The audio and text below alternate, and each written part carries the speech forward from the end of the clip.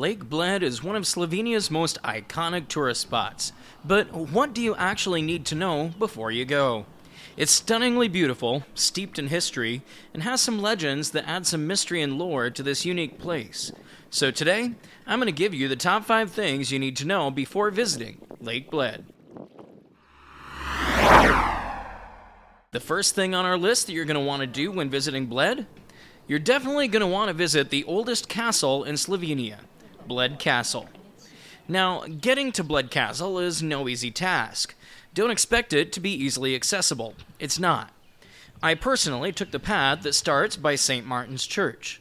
The path took about 20 minutes to navigate for me, but it is a very steep trail that includes a long series of switchback stairways leading up the side of the mountain.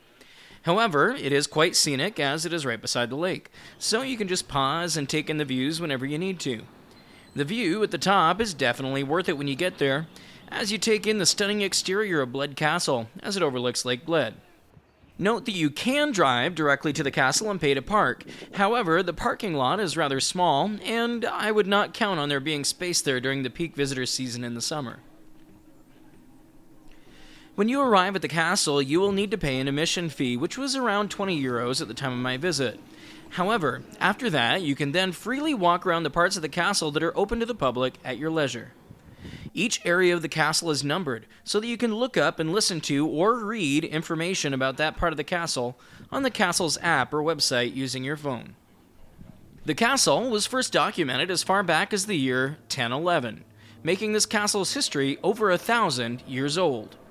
The estate, including the castle property, was gifted to the bishops of Brixen a few years prior to this by the German emperor. Bled Castle's location is pretty wild as it sits on a cliff 130 meters, 426 feet, straight up from the edge of Lake Bled, which can be a pretty trippy experience standing in the perimeter of the property if you're afraid of heights. However, the view from inside the castle is absolutely magnificent. However, the castle's location wasn't chosen for its beauty, it was chosen for its power. The castle overlooked the trade routes of the area, was a defensive lookout, and symbolized the authority of the bishop as it towered over the region. Since the castle is so old, there isn't just one style of building techniques here. In fact, there are multiple. You can see examples from the medieval, Renaissance, and Baroque periods that all merge together to create a unique example of stone architecture that still remains standing strong today. Bled Castle is not the biggest castle that you will ever tour. In fact, I feel like compared to some others that I have been in other European countries, it's actually kind of limited in what you can see here. However, there is a small museum on site, a Gutenberg-style printing press that is still used, a blacksmith, and metalworking forge, a courtyard that was added when gunpowder became a part of warfare, a room dedicated to the first Slovenian author, and my favorite part, which was the gorgeous little chapel with its paintings and simple decor. There is also a little cafe on one of the terraces here that you will want to take advantage of. After your visit to the castle, the second thing that you're going to need to know for your visit to Lake Bled is that you can visit the only island in Slovenia. That's right, this tiny island measuring only 170 meters long and 90 meters wide in the middle of Lake Bled is the only natural island in the entire country. When the valley that Lake Bled sits in was carved out by the glaciers, the island was left sticking up in the middle of the lake, sitting hundreds of meters from the closest shoreline. The island has always been a spiritual place, dating back over 3,000 years with archaeological evidence going back to the Bronze Age.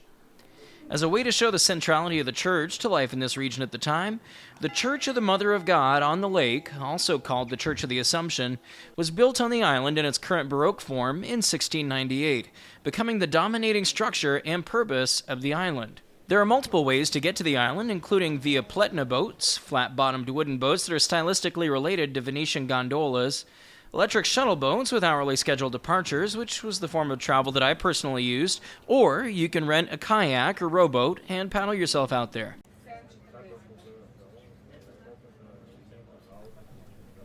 This island is steeped in history with the remains of a Slavic pagan temple dedicated to a fertility goddess sitting directly underneath the current church floor. Christian presence in the island began in the 9th century, and the first church here was built in the 11th century. However, as mentioned before, this church was built in 1698, with the current bell tower built in the early 18th century. When you visit Bled Island, there are multiple things that you can do, beginning with climbing the famous 99 steps from the dock to the main level of the island. Tradition has it that grooms should carry their brides up the 99 steps for good luck, a challenge that I'm not sure I would want to take. You can pay to tour the inside of the church, which is a beautiful little church building. You can also ring the church's wishing bell, which legend says was blessed by the Pope. More on that in a moment. Your admission ticket into the church also allows you to climb the clock tower standing 52 meters tall, located right next to the church. The staircase inside has scriptures related to time all along the landings as you head to the top. Once up there, you can see the mechanisms that run the clock and its chimes, as well as see some elevated views of the island and the lake. You can also explore the museum and the Provost's house, which tells more of the story of the island's religious history. There is also a cafe and gift shop in the housing built next to the church.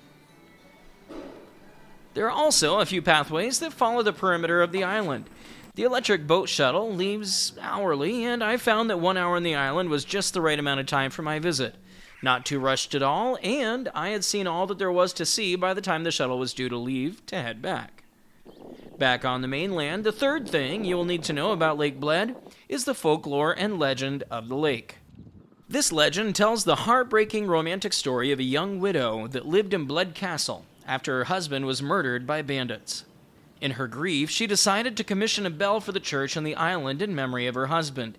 However, as the bell was being transported across the lake to the island, a storm overturned the boat, sinking the bell to the bottom of the lake. The widow was so devastated by this that she allegedly went to Rome and became a nun. Following her death, the Pope blessed a new bell to be sent to the island. Locals say that you can hear the sunken bell ringing from beneath the water. The legend led to the belief that ringing the Pope-blessed church bell 3 times will send your wish straight to heaven.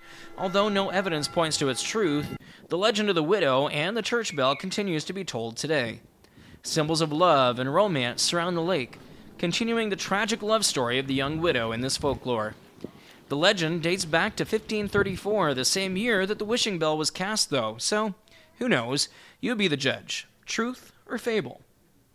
The fourth thing that you will need to know before visiting Lake Bled is that Bled is a fairly small town. Although Lake Bled is one of the largest tourist attractions in Slovenia, the actual town of Bled is far from large. It is a small, walkable city of just over 8,000 residents, surrounded by the glorious Julian Alps. Don't expect the buzz of a major city here. Expect quiet mornings and lazy lakeside strolls. Getting to the city of Bled is fairly easy. An easy day trip destination from Ljubljana, whether by car, bus, or train. Note that if you take the train station is 1.5 kilometers from the actual city of Bled, so you will either need to walk or take a shuttle into the city. Although Bled can be incredibly busy during the summer months, visiting at non-peak times of the year can be very quiet. I visited in March and found it to be incredibly peaceful and not crowded at all. Most everything was still open as far as sites, restaurants, and services, yet I wasn't crowded at all and the city wasn't overrun with people, nor were any of the sites too busy. I highly recommend visiting in the off-season for that reason. Bled is a safe, warm-hearted, and generally English-language-friendly destination. The fifth thing that you need to do while visiting Lake Bled is, of course, to try the famous Bled cream cake, locally called kremšnita, Slovenia's most famous dessert. The modern version was first created in 1953 right here in Bled. Although called a cake, it is less like a cake and more like a vanilla custard, with a layer of whipped cream and a crispy puff pastry top and base, all dusted with powdered sugar. It's not terribly sweet, as with most desserts in this region of Europe, but definitely has a satisfying, lightly sweet bite that you won't soon forget. When people think of Slovenian foods, this is likely the first thing on their mind, and it's not just for tourists either. When I asked native Slovenians what they loved about their country, this cream cake almost always made the list. Let me know in the comments if you have anything you would add to the must-do things in Bled, Slovenia, or if this looks like a place you'd like to visit. We'll see you next time, somewhere else down the road.